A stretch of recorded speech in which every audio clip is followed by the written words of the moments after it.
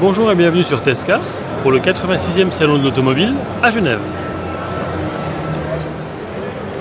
Chez Alfa Romeo, on retrouve ici la Giulietta restylée.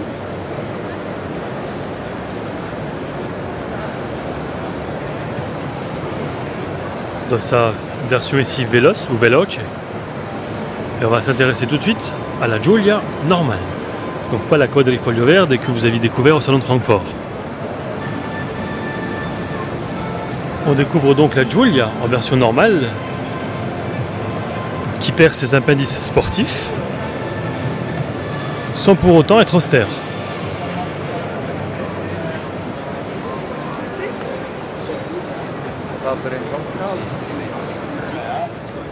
Cette Alpina B7 biturbo dispose d'un V8 de 4 litres 4 qui développe pas moins de 608 chevaux pour une vitesse max de 310 km/h. Mais outre ces specs, le plus intéressant sur ce genre de voiture, c'est l'intérieur que je vous propose de découvrir. On va tout d'abord voir l'arrière. Donc écran individuel, de multiples commandes de sièges. Derrière la coudoir centrale, on retrouve des commandes de sièges chauffants et ventilés. Juste là. Et on va s'installer à l'avant.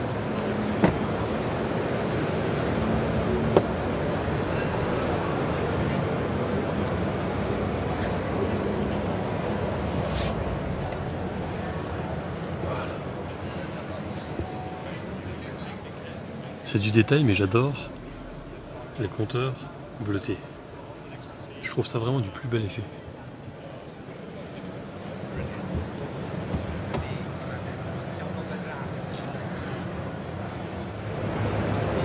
J'ignore ce que prennent au petit déjeuner les designers de chez Apollo. En tout cas, une chose est sûre, ils sont pas au petit lait.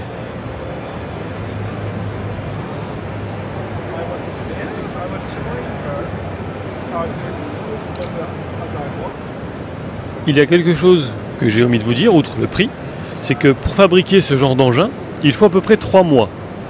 Puisqu'il y a différents fournisseurs, et si l'un est en retard, bon, forcément, ça va prendre plus de temps. Quant au prix de cet engin, il faut compter, accrochez-vous bien, 580 000 €. Quant à celui-ci, il est encore plus cher et destiné au marché asiatique.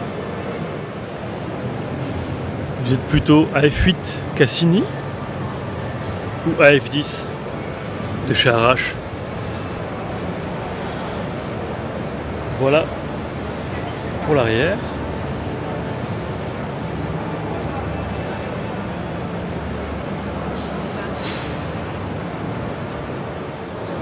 Petite vue d'une Aston et du V12 5 litres 2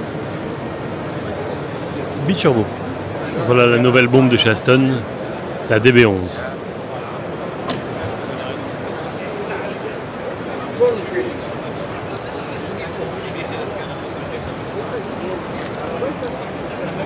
On va s'installer à l'intérieur.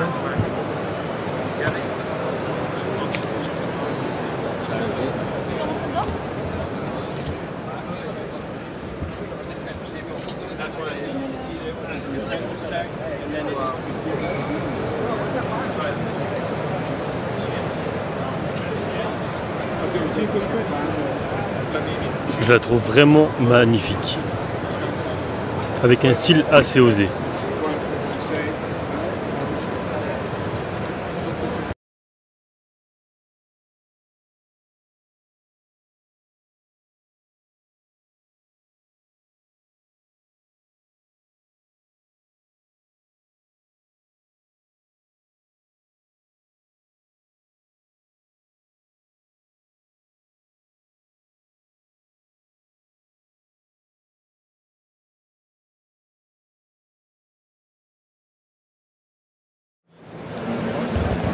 Audi présente son tout nouveau Q2 2 litres TDI Quattro.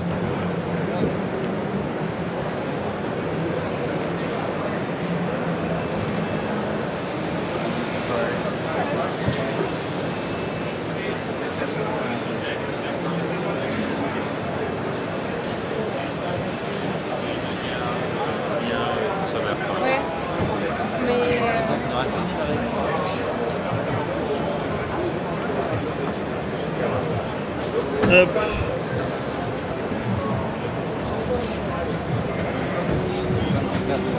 Chez Audi, l'autre nouveauté c'est la S4 Avant pour break qui développe 354 chevaux.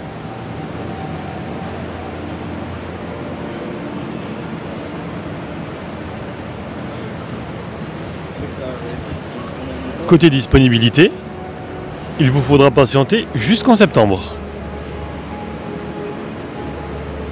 Et tout de suite on va voir l'A4 Allroad. Nous voilà donc au niveau de l'A4 Allroad Quattro, équipé d'un 2 litres TFSI de 252 chevaux.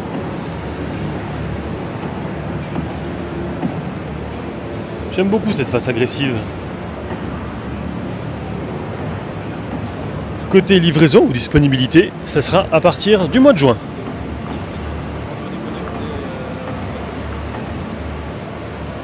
Enfin, dernière nouveauté de chez Audi, le RS Q3 Performance, équipé d'un 2 litres 5 TFSI, S-Tronic Quattro, qui développe 367 chevaux.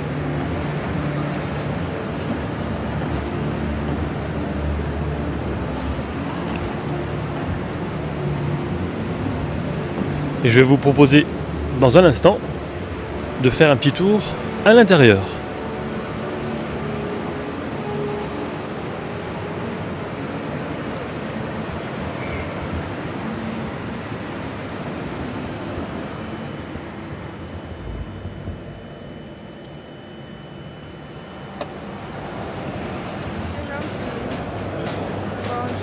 La Bentley Flying Spur est équipée ici d'un V8, d'où son nom, V8S, qui développe pas moins de 528 chevaux. Vous, je ne sais pas, mais moi la couleur blanche, comme ça, pailleté qui plus est, je trouve ça magnifique. Et tout de suite, je vous propose d'aller faire un petit tour à l'intérieur.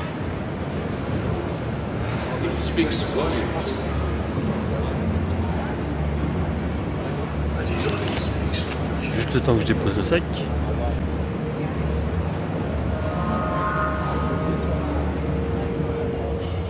Hop là.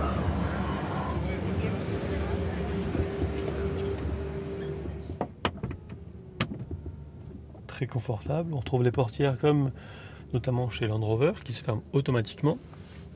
Ici, on a donc deux pédales puisque c'est une boîte automatique. Voilà. Le volant, il est assez spécial. Je vais voir côté prise en main. Bon, c'est sûr qu'on va pas rouler une Bentley comme ça, mais c'est pas mal. C'est vraiment très très bien même. Et à l'intérieur, je vous montre un petit peu les détails. On dirait que c'est biseauté à la main, c'est magnifique. Voilà. Hop. Et côté son, c'est du Naïm by Ford Bentley, pardon. Voilà, j'espère que le petit tour dans la Bentley Flying Spur vous a plu et on passe à une autre. Juste avant de passer à un autre modèle de la gamme, un petit tour par l'arrière. Ça me rappelle un petit peu la Mercedes S500L plug-in hybride que vous aviez vu sur Test Cars. On est bien au volant, mais je pense qu'on est encore mieux à l'arrière. Et cette fois-ci, promis, on passe à une autre. Cette nouvelle BMW M760 Li X-Drive est équipée d'un V12 de plus de 6,6 litres qui développe pas moins de 610 chevaux.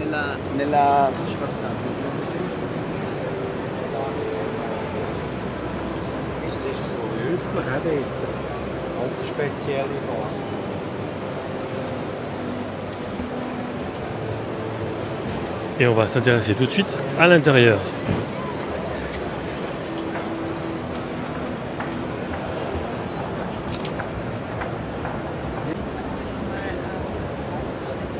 Et voilà donc pour l'intérieur.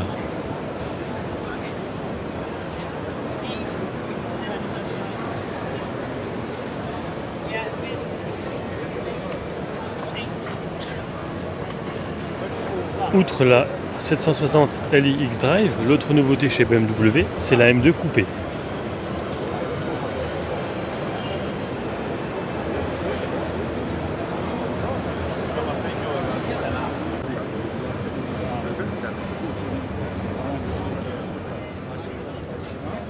Vous ne serez pas dépaysé par l'intérieur de cette nouvelle M2. gerne Hashtag immer schnell raus und kurz.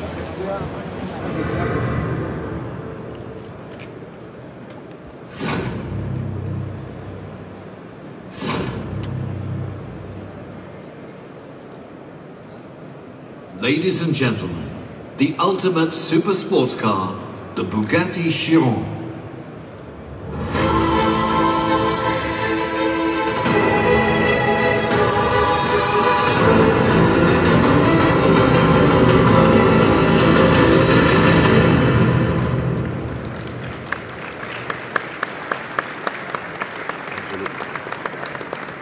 The Chiron is the first production supersports cars in the world that delivers sensational 1500 horsepower and a maximum torque of 1500 incredible chevaux 1600 Newtonmeter. Et un couple de 1600 Nm. While we allow the Chiron to go up to 420 km per Plus de hour 420 as a maximum km/h. for road use,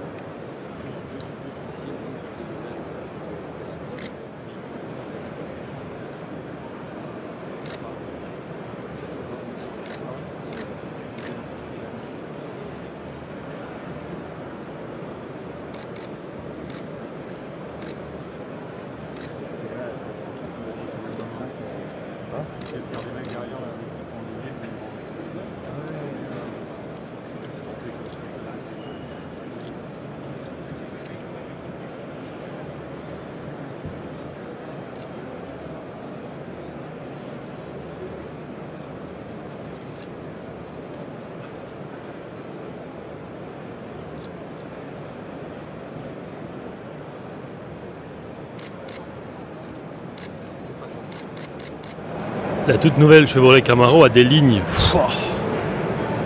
taillées à la serpe. Vous, je ne sais pas, mais personnellement, j'adore. Et en plus de ça, pour ne rien gâcher au plaisir, elle se veut cabriolet. Petit tour à l'intérieur.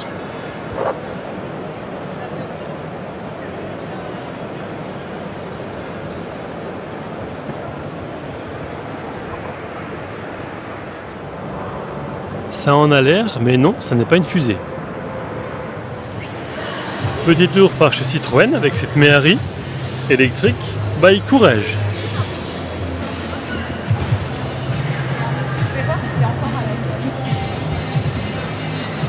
Ça fait un petit peu buggy de plage.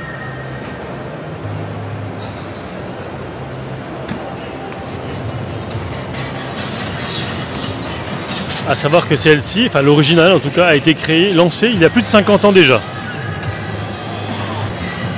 Et la revoilà dans une version, disons, plus classique.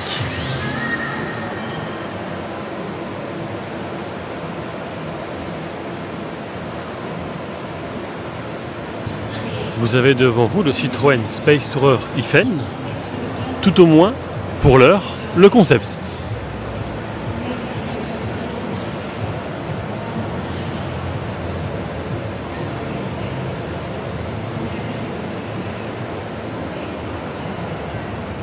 La DS3 se voit ici un petit peu restylée.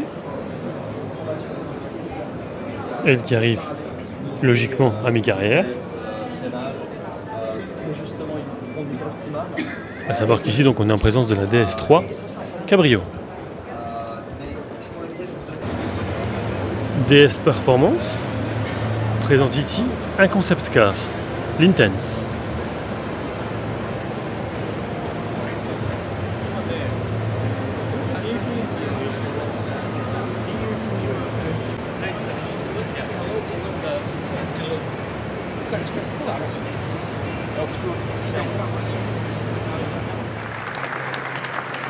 Can I ask my colleague from Ferrari to come and unveil the car? Please join me on stage. Also the team that worked on the development of the car on the second one. Once you're ready, wait a moment. The time is here. 1, 2, 3. Let's go.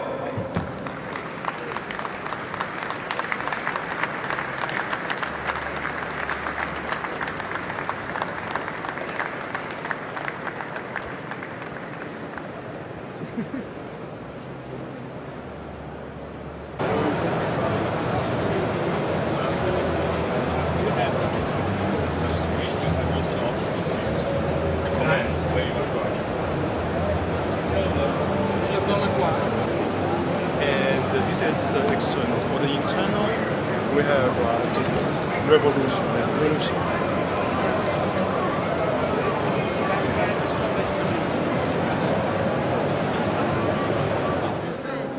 Chez Fiat, l'une des grosses nouveautés, c'est la 124 Spider.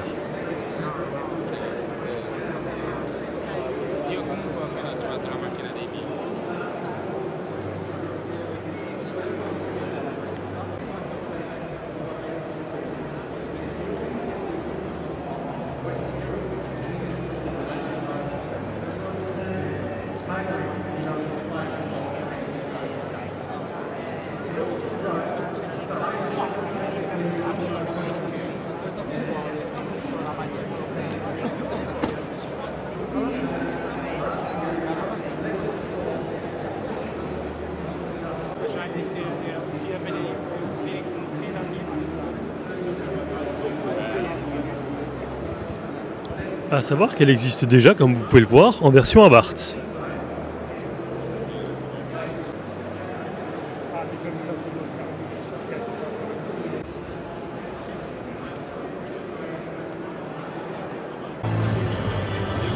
L'autre grosse nouveauté de chez Fiat, c'est la nouvelle Tipo. En version 5 portes, mais également break.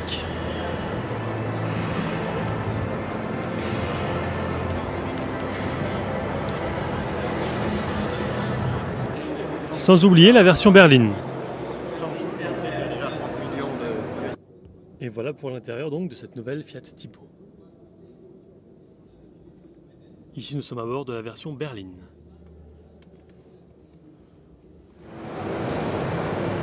Chez Ford on ne fait pas non plus dans la dentelle. Avec cette version piste et la blanche à côté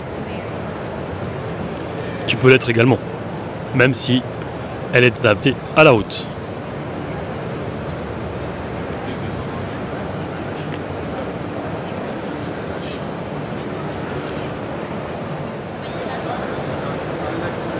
Dopée aux stéroïdes, cette Ford Fiesta ST développe pas moins de 200 chevaux. Il lui faut 6 secondes 7 pour passer du 0 à 100 et la vitesse max est de 226 km/h.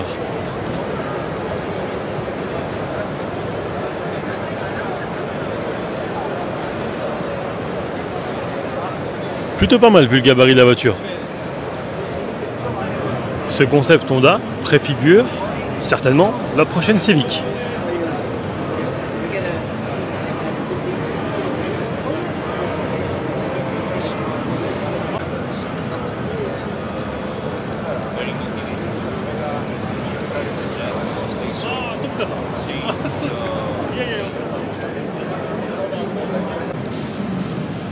Lors de l'essai du Tucson à Biarritz, on m'avait parlé d'un véhicule qui sortirait sous peu décliné en 3 motorisations.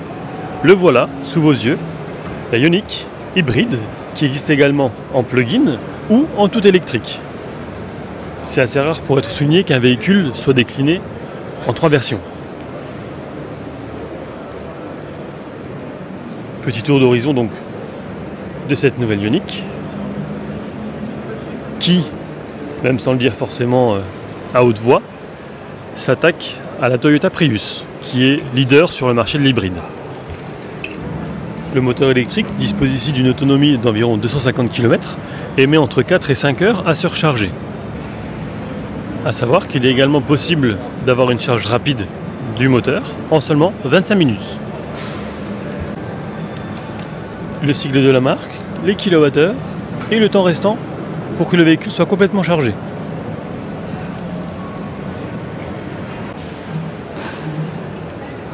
Petit tour à l'intérieur de cette nouvelle Ioniq.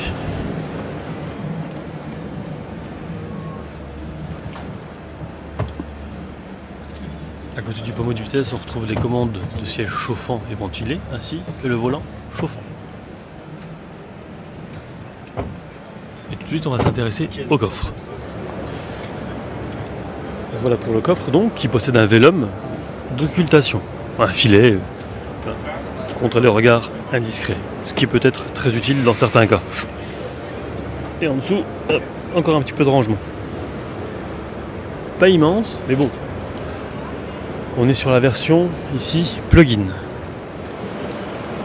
Chez Infiniti, et sans pour autant être une première mondiale, on retrouve Q60 et juste ici QX30 en version un petit peu baroudeur. Le concept GT0 de chez Ital Design est un véhicule tout électrique qui développe pas moins de 450 chevaux pour une vitesse max d'environ 250 km/h.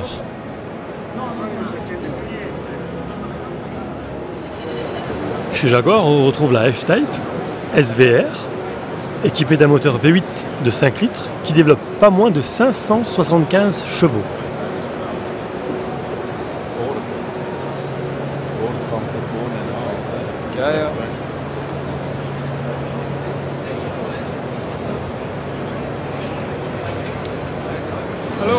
Avec à l'arrière 4 tueurs d'échappement. Chez Kia, la nouveauté c'est notamment le Niro, qui se situe entre une Ceed et un Sportage,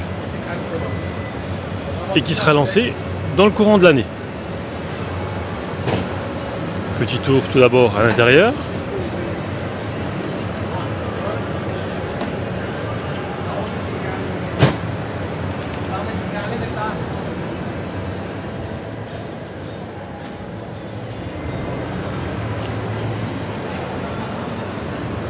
Et puis, petite vue de l'arrière. Joli, j'aime beaucoup les feux. Après le concept de rouge de l'année dernière, on retrouve ici la nouvelle Kia Optima SW GT.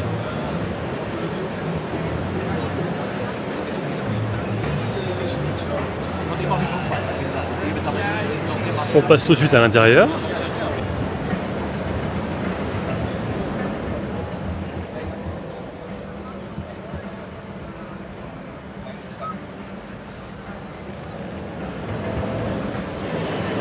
Sans oublier un petit tour dans le coffre. Puisque pour rappel, SW, ça signifie break.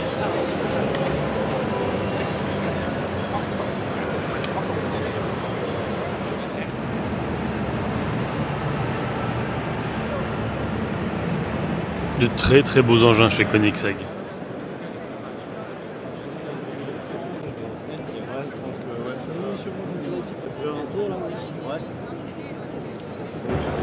« 770 chevaux, 20 exemplaires en coupé et 20 en roadster. »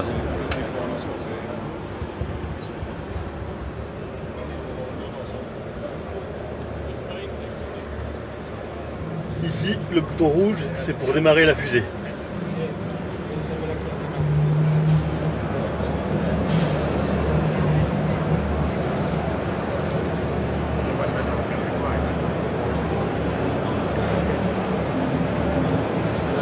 Les feux sont magnifiques.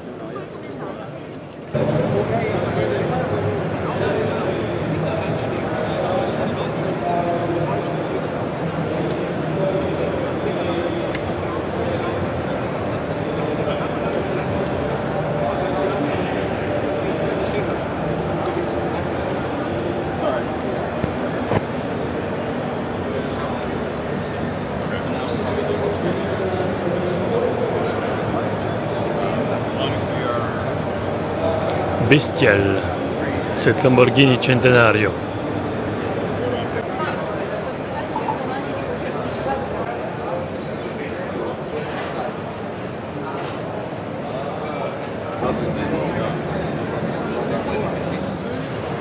La Lexus LF FC donne certainement une vision des prochains modèles de chez Lexus.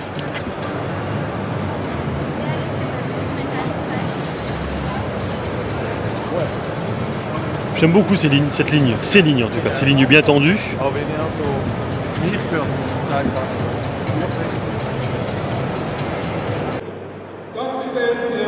Chez Lexus, on retrouve la nouvelle LC 500H.